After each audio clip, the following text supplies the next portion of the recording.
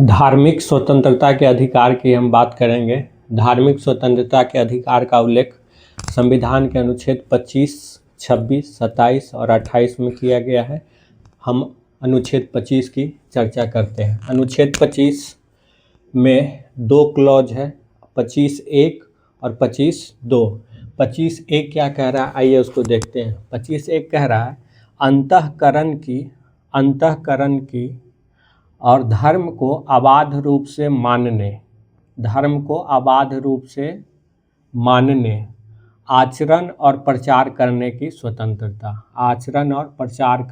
स्वतंत्रता। तो 25(1) में चार चीजें हैं: अंतःकरण की स्वतंत्रता, धर्म को अबाध रूप से मानने की स्वतंत्रता, उसका आचरण करने की स्वतंत्रता और प्रचार करने की स्वतंत्रता। तो अंतःकरण की स्वतंत्रता का मतलब क्या हुआ? अंतःकरण की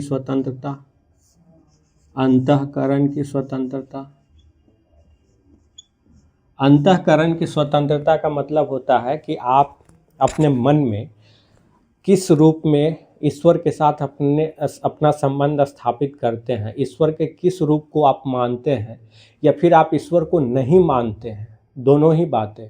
आप ईश्वर को मानते हैं तो ईश्वर के किस रूप को मानते हैं, किस रूप में मानते हैं, और नहीं मानते हैं तो फिर नहीं मानते हैं। तो इन दोनों ही की आपके मन में, अंतःकरण में इस संबंध में विचार रखने की स्वतंत्रता है। यानी आप ईश्वर को मानते हैं तो उसके संबंध में विचार रखने की स्वतंत्रता है अपने मन में, और नहीं मानते हैं तो उसकी भी स्वतंत्रता है। और अगर मानते हैं तो किस रूप का मानते हैं? आप हिंदू धर्म के जो चीज़ें हैं उस भगवान को आप मानते हैं, या फिर इस्लाम के भीतर जो माना जाता है, क्रिश्चियनिटी के भीतर जो रूप माना जाता है, आप किस, क्योंकि ईश्वर के ही अलग अलग धर्मों में अलग अलग रूपों में ईश्वर, अलग अलग धर्म के अनुयायी ईश्वर के साथ अलग अलग रूपों में अपना संबंध स्थापित करते हैं। तो आप किस रूप में संबंध स्थापित करना चाहते हैं या करते हैं, ये आपकी स्वतंत्रता है। तो ये अंतःकरण की स्वतंत्रता हो गई। दूसरा है धर्म को अबाध रूप से मानने। तो धर्म को अबाध रूप से मानने की स्वतंत्रता का मतलब क्या हुआ कि आपने, आपके अंतःकरण में जो चीज़ है ईश्वर या धर्म को लेकर के, उसकी घोषणा करने की स्वतंत्रता। यानी अब आप उसकी घोषणा कर सकते हैं, उसको व्यक्त कर सकते हैं, बोलकर व्यक्त कर सकते हैं, लिखकर व्यक्त कर सकते हैं, अपने आचरण के द्वारा पर व्यक्त कर सकते हैं। तो उसको मानने की स्वतंत्रता है। आगे है आचरण की स्वतंत्रता। आचरण की स्वतंत्रता क्या है? आचरण की स्वतंत्रता में आया कि जो धार्मिक रीति रिवाज है या आप जिस रूप में मान रहे हैं धर्म को, उससे जुड़े आपकी जो उपासना पद्धति है, उपासना पद्धति यानी कि ईश्वर को खुश करने का जो आपके जो भी तरीके हैं उसका प्रदर्शन करने का अधिकार, या उससे जुड़े और भी दूसरे चीज़ों का अधिकार। जैसे आप पूजा कर रहे हैं, यज्ञ कर रहे हैं, मंत्रोच्चारण कर रहे हैं, या इस तरह के और भी जो रीति रिवाज है, परंपरा है उपासना के, उसका प्रदर्शन, उसका सार्वजनिक प्रदर्शन करने का अधिकार है आपको। उसका सार्वजनिक प्रदर्शन का आपको अधिकार है। और आगे आता है प्रचार करने की स्वतंत्रता। प्रचार करने की स्वतंत्रता में क्या है? जो आपके धार्मिक विश्वास है, जो आपके धार्मिक सिद्धांत हैं, उसका दूसरे लोगों तक पहुंचाना, ये उसमें प्रचार की स्वतंत्रता है। लेकिन जब आप अपने धार्मिक विश्वास को, धार्मिक मान्यता, धार्मिक सिद्धांत को दूसरे लोगों तक पहुंचाते हैं तो ये जबरन नहीं होना चाहिए। यानी आप दूसरे व्यक्ति को जबरन अपने धर्म में धर्मांतरित नहीं कर सकते हैं या प्रलोभन दे करके ऐसा नहीं कर सकते हैं। तो अंतःकरण की स्वतंत्रता का मतलब आपने देख लिया। धर्म को अबाध रूप से मानने की स्वतंत्रता का मतलब आचरण की स्वतंत्रता और उसका प्रचार करने की स्वतंत्रता। तो अनुच्छेद 25 का क्लॉज 1 यही कहता है। अब अनुच्छेद 25 का क्लॉज 2 है। अनुच्छेद 25 का क्लॉज 2। तो अनुच्छेद 25 का जो क्लॉज 2 है वो धर्म से जुड़ी हुई धर्मनिरपेक्ष गतिविधियों पर युक्ति युक्त निर्बंधन या प्रतिबंध की बात करता है, यानी धर्म से जुड़ी हुई धर्मनिरपेक्ष गतिविधियाँ, धर्मनिरपेक्ष गतिविधि धर्म से जुड़ी धर्मनिरपेक्ष गतिविधि, यानी धर्म में जैसे आपका जो आप अगर ईश्वर को मान रहे हैं तो उसमें कोई हस्तक्षेप नहीं करेगी सरकार, उसमें कोई कानून नहीं बना सकती कि आप मत मानिए, या आप ईश्वर को नहीं मान रहे हैं तो सरकार ऐसा कोई कानून नहीं बना सकती है कि नहीं आपको किसी न किसी ईश्वर के किसी न किसी रूप को मानना ही पड़ेगा, ऐसा कोई कानून नहीं बना सकती। या आपके मानने की जो घोषणा करने की जो आज़ादी है उसको भी नहीं रोक सकती, आचरण करने की आज़ादी है उसको भी नहीं रोक सकती। लेकिन जो धर्मनिरपेक्ष गतिविधियाँ होती है, जैसे उसमें जो फाइनेंशियल सिस्टम होता है, आर्थिक गतिविधियाँ होती है, तो इस तरह की जो चीज़ें हैं या फिर मंदिरों में जैसे पहले था कि कुछ जातियों को का प्रवेश वर्जित था, उन्हें नहीं दिया जाता, तो ये सब जो धर्मनिरपेक्ष गतिविधियां हैं तो उसको नियंत्रित किया जा सकता है। तो 25(2) जो है वो युक्ति युक्त प्रतिबंध की बात करता है धर्मनिरपेक्ष गतिविधियों में। और युक्ति युक्त प्रतिबंध किस आधार पे हो सकता है? सार्वजनिक व्यवस्था को बनाए रखने के आधार पे, नैतिकता को स्थापित करने के आधार पे, स्वास्थ्य देखभाल के आधार पे, और चौथा है मौलिक अधिकार भाग 3 के ही जो दूसरे प्रावधान है उसके आधार पर भी इसमें युक्ति युक्त निर्बंधन लगाया जा सकता है। जैसे आप दूसरे प्रावधान देख लीजिए इसी भाग के अन्य प्रावधान, जैसे अनुच्छेद 14 है। अनुच्छेद 14 है, कहता है विधि के समक्ष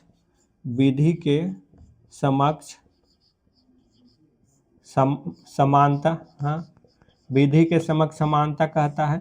और ये क्या कहता है कि या जाति, लिंग, धर्म, इन स्थानों पर कोई भेदभाव नहीं होगा, विधि के समक्ष सब बराबर होगा। लेकिन कुछ मंदिर, जैसे एक केरल में मंदिर था, अभी मुझे नाम याद नहीं आ रहा है, उसमें महिलाओं का प्रवेश प्रतिबंधित था, लेकिन सुप्रीम कोर्ट ने अपने एक डिसीजन में उस मंदिर को के जो प्रबंधक थे उनको आदेश दिया कि वो मंदिर में महिलाओं का प्रवेश भी होगा। और उन्होंने इसके लिए जो आधार बनाया वो आर्टिकल 14 को भी आधार बनाया था, आर्टिकल 14 भी उसमें था। उन्होंने कहा था कि विधि के समक्ष सब बराबर हैं, तो अगर महिलाओं को वहाँ नहीं जाने दिया जा रहा है तो ये 14 के अंतर्गत या 15 के अंतर्गत जो अधिकार प्राप्त है उनको, उसका उल्लंघन है, या अनुच्छेद 25 के अंतर्गत जो अधिकार उनको प्राप्त है उसका उल्लंघन है। तो इस तरह की चीज़ें हैं युक्ति युक्त। और उसके अलावा नैतिकता, स्वास्थ्य के आधार पर भी प्रतिबंधित किया। सार्वजनिक व्यवस्था, मान लिए कि आप धार्मिक जुलूस निकाल रहे हैं और जुलूस इस तरह निकाल रहे हैं जिससे कि उस समाज में अव्यवस्था उत्पन्न हो सकती है, तो उसके लिए उसको सीमित करने के लिए सरकार कानून बना सकती है। या आप धर्म में पहले बलि की प्रथा थी या मानव बलि की प्रथा थी, उसको उस तरह की जो परंपरा है उसको रोकने के लिए कानून बनाया जा सकता है। कोई ऐसी गतिविधि है जो स्वास्थ्य के लिए हार्मफुल, हानिकारक हो, तो उसको रोकने के लिए कानून बनाया जा सकता है और उसको प्रतिबंधित किया जा सकता है। तो 25(2) ये कहता है। 25(2) में भी 2 सब क्लॉज है। 25(a) क्या कह रहा है? 25(a) कहता है राज्य धर्म से जुड़ी किसी भी आर्थिक, वित्तीय और राजनीतिक गतिविधियों को प्रतिबंधित कर सकता है। यानी धर्म से जुड़ी हुई किसी भी आर्थिक गतिविधि, वित्तीय, राजनीतिक गतिविधियों को प्रतिबंधित कर सकता है। जैसे अगर चुनाव में धर्म का इस्तेमाल होने लगे तो चुनाव आयोग ने नियम बनाया हुआ है कि आप चुनाव में धर्म का इस्तेमाल नहीं कर सकते हैं। तो इस तरह राजनीतिक गतिविधियों को नियंत्रित किया गया है। इसी तरह आर्थिक और वित्तीय मामला, मान लिए किसी धर्म से जुड़ी हुई कोई संपत्ति है, उसको नियंत्रित करने के लिए भी सरकार कानून बनाती है। जैसे हाल ही में जो वक्फ बोर्ड है उसका गठन, उसका नए तरीके से उसको रीऑर्गेनाइज, पुनर्गठित किया गया। जो मुस्लिम धर्म से जुड़ी हुई संपत्ति है, तो वो संपत्ति से जो मामला था कि उस धर्म से जुड़ी हुई जो वक्फ बोर्ड की जो संपत्ति मानी जाती थी उसका रेगुलेशन किस तरह हो, तो इसके लिए सरकार ने कानून बनाया, या उस वक्फ बोर्ड के जो प्रावधान थे 1995 वाले उसमें संशोधन किए गए। तो इसका मतलब ये है कि जो संपत्ति का मामला था वो धार्मिक नहीं है, वो गैर धार्मिक मामला हो जाता है, आर्थिक और वित्तीय मामला हो जाता है। तो आर्थिक और वित्तीय मामलों को नियंत्रित करने के लिए सरकार कानून बना सकती है। इसके अलावा है सामाजिक कल्याण और सुधार के लिए भी कानून बना सकती है। मान लीजिए कि किसी मंदिर में अगर किसी जाति के लिए प्रवेश वर्जित है, तो सरकार उस कानून बनाकर उस तरह के जो प्रक्रिया है उसको रोक सकती है। और या फिर समाज सुधार के लिए भी कोई ऐसी परंपरा है धर्म के भीतर जो समाज को आगे बढ़ाने के लिए, प्रगतिशील बनाने के लिए आवश्यक है, तो उसके लिए भी सरकार कानून, राज्य के द्वारा कानून बनाया जा सकता है। तो ये अनुच्छेद 25 है। अनुच्छेद 25(1) में दो और बातें कही गई हैं। अनुच्छेद 25(1) में एक तो ये कहा गया है कि जो सिख है, जैन है, बौद्ध है, इनको भी हिंदू धर्म का ही अंग माना गया है। इनको भी हिंदू धर्म का ही अंग माना गया है। इसके अलावा अनुच्छेद 25 में सिख धर्म के लोगों को कृपान रखने की आज़ादी दी गई है, लेकिन वो सिर्फ एक ही कृपान रख सकते हैं, एक से अधिक कृपान नहीं रख सकते। एक से अधिक कृपान रखने के लिए उनको लाइसेंस की ज़रूरत पड़ेगी। तो ये अनुच्छेद 25 के प्रावधान हैं। अब हम अनुच्छेद 26 के प्रावधान को देखते हैं।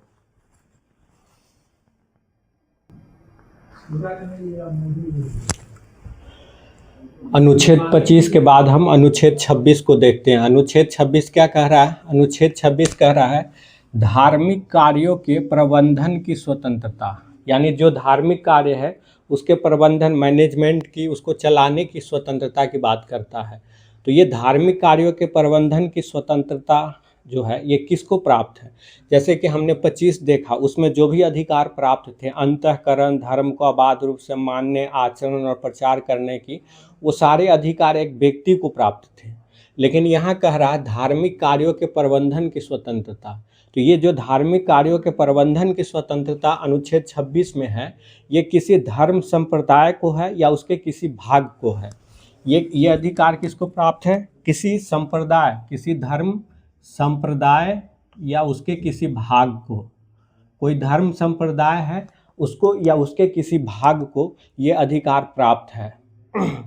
तो ये हमने 25 वाला जो अधिकार है वो व्यक्ति को प्राप्त है, लेकिन 26 वाला जो अधिकार है वो धार्मिक संप्रदाय को प्राप्त है।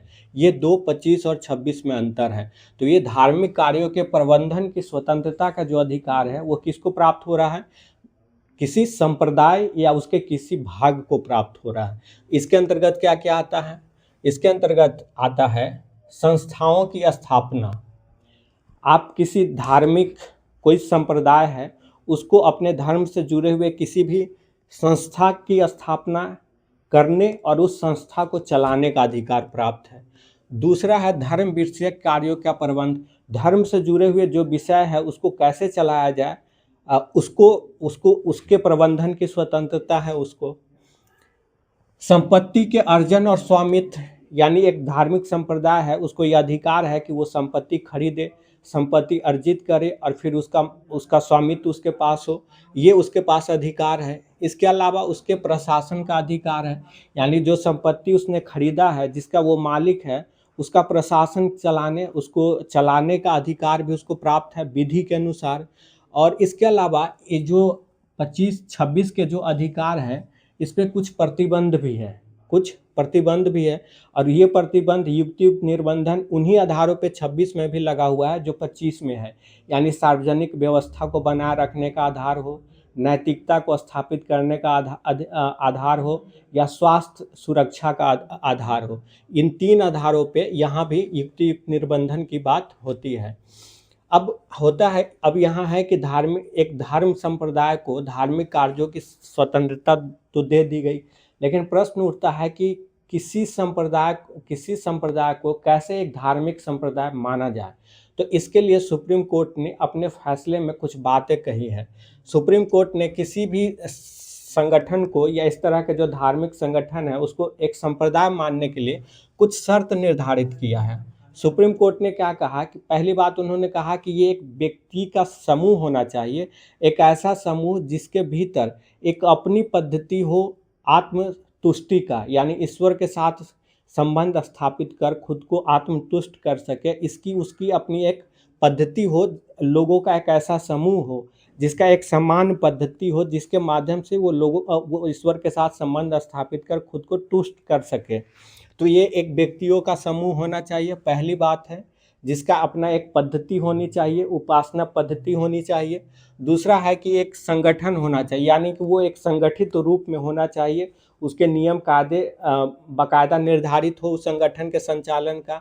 तीसरा कहा गया है कि इस संप्रदाय का एक विशिष्ट नाम होना चाहिए। ये 3 बातें सुप्रीम कोर्ट ने अपने जजमेंट में कहा कि किसी भी संप्रदाय, किसी भी संगठन को धार्मिक संप्रदाय कैसे माना जाए, उसके लिए इन 3 शर्तों को पूरा करना होगा।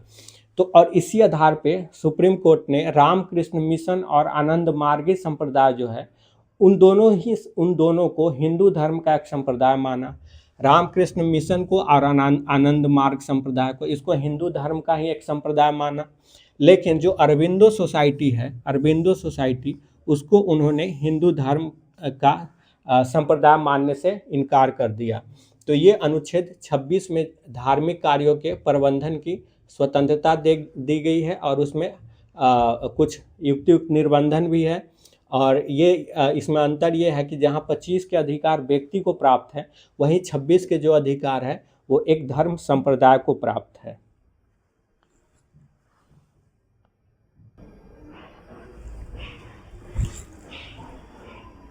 अनुच्छेद 27, अनुच्छेद 27, अनुच्छेद 27 क्या कह रहा है? अनुच्छेद 27 कह रहा है कि धर्म की अभिवृद्धि के लिए करों के संदाय से स्वतंत्रता। धर्म की अभिवृद्धि के लिए करों के संदाय, यहाँ है धर्म की अभिवृद्धि के लिए करों के संदाय से स्वतंत्रता। करों के संदाय का मतलब क्या हुआ? टैक्स वसूली। करों के संदाय का मतलब हुआ किसी के ऊपर टैक्स लगाना और टैक्स को वसूल करना। धर्म की अभिवृद्धि के लिए, यानी किसी खास धर्म की अभिवृद्धि के लिए या किसी खास धर्म के ऊपर खर्च करने के लिए जनता के ऊपर, लोगों के ऊपर कर नहीं लगाया जा सकता है, यानी लोगों से कर नहीं वसूला जा सकता है। ये बात कह रहा है। इसमें क्या है, इसमें क्या क्या चीज़ें आ रही है? एक तो कर देने की बाध्यता नहीं है, यानी राज्य किसी विशेष धर्म के ऊपर खर्च करने के लिए अपने नागरिकों के ऊपर या व्यक्ति के ऊपर ऐसा कोई कर नहीं लगा सकता है, या कर देने के लिए जबरन बाध्य नहीं कर सकता है। तो एक तो कर देने के लिए बाध्य नहीं किया जा सकता है लोगों को कि हाँ किसी खास धर्म के पक्ष में। दूसरा, राज्य के द्वारा जो कर वसूला जाता है, अलग अलग मामलों से राज्य जो टैक्स वसूलता है, उस टैक्स के माध्यम से जो राज्य टैक्स वसूल रहा है, उसमें से जो धन आ रहा है, उस धन को किसी एक धर्म के अभिवृद्धि के ऊपर खर्च नहीं कर सकती, किसी एक धर्म के लिए उसको खर्च नहीं किया जा सकता। यानी राज्य के द्वारा जो टैक्स के रूप में धन प्राप्त हो रहा है राज्य को टैक्स के रूप में, वो किसी एक धर्म के ऊपर खर्च नहीं किया जा सकता, लेकिन वो सभी धर्मों के ऊपर समान रूप से खर्च कर सकती है या समानुपातिक रूप से खर्च कर सकती। किसी एक धर्म पे तो नहीं खर्च कर सकती, लेकिन सभी धर्मों के ऊपर खर्च कर सकती है। ये स्वरूप जो है, ये एक भारत जैसे या कोई भी देश या संविधान है, उसके माध्यम से ये एक राज्य को धर्मनिरपेक्ष राज्य के रूप में स्थापित करने का यह भी एक मजबूत प्रावधान है कि राज्य जो टैक्स वसूल रहा है उसका इस्तेमाल वो किसी एक खास धर्म के लिए नहीं कर सकता है। अगर वो करेगा तो उसका इस्तेमाल उसको सभी धर्मों के लिए करना होगा, किसी खास धर्म के लिए नहीं। उसके बाद यहाँ अगली जो बात कही गई है वो है कि ये मामला जो है वो केवल कर तक लागू है। यहाँ जो बात कही जा रही है वो केवल करों के मामले में, टैक्स के मामले में कहा जा रहा है। फी या शुल्क के मामले में ये छूट नहीं है। शुल्क के मामले में ऐसा कोई छूट नहीं है। शुल्क लगाया जा सकता है। शुल्क क्यों लगाया जा सकता है? किसी खास धर्म के जो मामले जुड़े हुए हैं, तो उस धर्म से लोग, उस धर्म से जुड़ी जो संस्थाएं या संगठन हैं, तो वहाँ शुल्क लगाया जा सकता है। जैसे ये शुल्क इस आधार पर लगाया जाता है कि उस धर्म का प्रबंधन अच्छे से हो सके, वहाँ जो तीर्थ यात्री आते हैं उनके रहने ठहरने या उनके अलग अलग गतिविधियों को बेहतर तरह से संचालित किया जा सके, तो उस रूप में चूँकि शुल्क तो धार्मिक संगठन के द्वारा भी लगाने का अधिकार है, ताकि उसके माध्यम से वो जो तीर्थ यात्री है या उससे जुड़े जो कार्य है उनको बेहतर तरीके से संचालित किया जा सके। तो अनुच्छेद 27 के जो प्रावधान है वो केवल कर के मामले में है, शुल्क के मामले में नहीं है। यानी राज्य लोगों को टैक्स देने के लिए बाध्य नहीं कर सकता इस रूप में कि उस टैक्स का इस्तेमाल किसी एक या दो किसी खास धर्म के ऊपर होगा। दूसरा, राज्य जो टैक्स वसूल कर रहा है उसका इस्तेमाल वो किसी एक धर्म के लिए नहीं कर सकता, करना है तो सभी धर्म के लिए करे। तीसरी बात है कि ये सारी बातें जो है वो केवल कर के मामले में है, शुल्क के मामले में लागू नहीं होता है।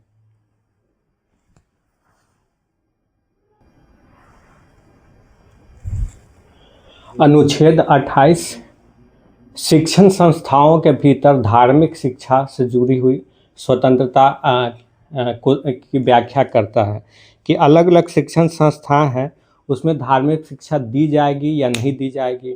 अगर दी जाएगी कि तो किस तरह के शिक्षण संस्थान में धार्मिक शिक्षा दी जाएगी। अगर धार्मिक शिक्षा दी जाती है तो उसमें क्या पढ़ने वाले सभी को उसमें भाग लेने के लिए बाध्य किया जाएगा या ऐसा कोई बाध्यता नहीं होगी। इसी तरह के चीज़ों की व्याख्या करता है अनुच्छेद 28। तो अनुच्छेद 28 में क्या क्या अधिकार प्राप्त है नागरिक को इन मामलों में, शिक्षण संस्थाओं के भीतर जो धार्मिक शिक्षा दी जाती है उस मामले में लोगों को क्या अधिकार प्राप्त है वो देखते हैं। पहला बात ये कह रहा है कि राज्य निधि से पूर्णतः संचालित होने वाले किसी भी शिक्षण संस्थान में कोई धार्मिक शिक्षा नहीं दी जाएगी। यानी जो राज्य निधि से पूर्णतः संचालित शिक्षण संस्थान है जिसकी पूरा मतलब फाइनेंस राज्य के द्वारा किया जाता है, जिसका प्रशासन भी राज्य के द्वारा किया जाता है, तो ऐसे शिक्षण संस्थान में किसी भी तरह की धार्मिक शिक्षा नहीं दी जाएगी। ये पहली बात हो गई। दूसरी बात ये कह रहा है कि कोई ऐसा शिक्षण संस्थान जो किसी धार्मिक न्यास के द्वारा स्थापित किया गया हो उसका प्रशासन राज्य कर रहा हो, वो स्थापित हो किसी न्यास के तहत लेकिन उसका प्रशासन एडमिनिस्ट्रेशन राज्य के द्वारा किया जा रहा हो, तो वहाँ धार्मिक शिक्षा दी जाएगी।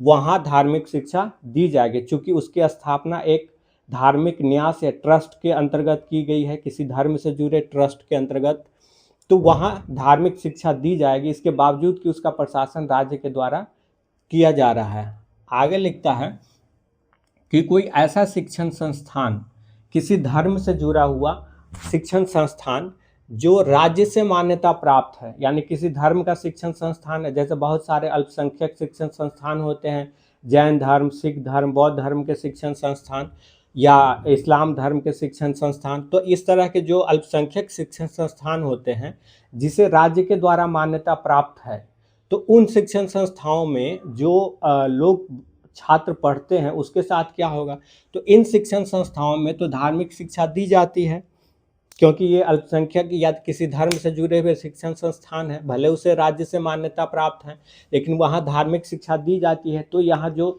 लोग पढ़ रहे हैं उनके साथ क्या होगा, तो यहाँ है कि आप किसी को जबरन उनकी सहमति के बिना इस धार्मिक शिक्षा में भाग लेने के लिए बाध्य नहीं कर सकते हैं। यानी जो छात्र पढ़ रहा है अगर वो उसकी स्व इच्छा हो कि वो उस धार्मिक शिक्षा में भाग ले, उसको पढ़े, तो वो उसकी आज़ादी है, लेकिन जो शिक्षण संस्थान है या जो प्रशासन है उसके द्वारा बाध्य नहीं किया जा सकता। और जिनकी आयु 18 साल से कम उम्र की है, जिन छात्रों की आयु 18 साल से कम उम्र की है, उनके मामलों में ये अभिभावक को तय करने का अधिकार है। ये तय करने का अधिकार अभिभावक को है। यानी अभिभावक ये तय करेंगे कि उनका जो बच्चा है वो उस धार्मिक शिक्षा में भाग लेगा या नहीं लेगा। अगला आता है राज्य द्वारा वित्त सहायता प्राप्त। राज्य द्वारा वित्त सहायता प्राप्त यानी कि ऐसा शिक्षण संस्थान जिसे राज्य के द्वारा वित्तीय सहायता प्रदान की जाती है, यानी ऐसा शिक्षण संस्थान जिसे राज्य जो जो अल्पसंख्यक शिक्षण संस्थान हो या किसी धर्म से जुड़ा हुआ शिक्षण संस्थान हो, लेकिन वो राज्य से अगर वित्तीय सहायता प्राप्त कर रहा है, तो ऐसे शिक्षण संस्थान में भी किसी छात्र को धार्मिक शिक्षा में भाग लेने के लिए बाध्य नहीं किया जा सकता। उसकी स्वेच्छा, उसकी अपनी इच्छा होगी तो उसमें भाग लेगा, और उसकी इच्छा नहीं होगी तो उसमें भाग नहीं लेगा। तो हमने अनुच्छेद 28 में यही देखा कि जो शिक्षण संस्थान हैं वहाँ धार्मिक शिक्षा में भाग लेने या न लेने की जो आज़ादी है, जो मौलिक अधिकार है, उसके प्रावधान किए गए हैं। तो पहला प्रावधान यह कहता है कि राज्य निधि से पूर्णतः चलने वाले किसी शिक्षण संस्थान में कोई धार्मिक शिक्षा नहीं दी जाएगी। दूसरा कहता है कि किसी धार्मिक न्यास के अंतर्गत स्थापित कोई शिक्षण संस्थान है, भले उसका प्रशासन राज्य के द्वारा किया जा रहा हो, लेकिन चूंकि ये धार्मिक न्यास के अंतर्गत स्थापित है तो यहाँ धार्मिक शिक्षा दी जाएगी। तीसरा कह रहा है कि कोई शिक्षण संस्थान जो अल्पसंख्यक शिक्षण संस्थान है, लेकिन वो राज्य से मान्यता प्राप्त है, तो वहाँ छात्र को धार्मिक शिक्षा लेने के लिए बाध्य नहीं किया जाएगा। अगर उसकी अपनी इच्छा है तो वो भाग लेगा, और 18 वर्ष से कम उम्र की आयु का है तो इस मामले में अभिभावक तय करेंगे। और यही बात राज्य द्वारा वित्तीय सहायता प्राप्त जो अल्पसंख्यक शिक्षण संस्थान है, जिसे राज्य के द्वारा वित्तीय सहायता प्रदान की जाती है, उसके संदर्भ में भी यही बात लागू होगी। जो कि 18 साल से अधिक कम उम्र का है, 18 साल से अधिक उम्र का है तो वो स्टूडेंट स्वयं तय करेगा कि उसमें भाग ले या नहीं ले, और 18 साल से कम उम्र का है तो उसके अभिभावक तय करेंगे।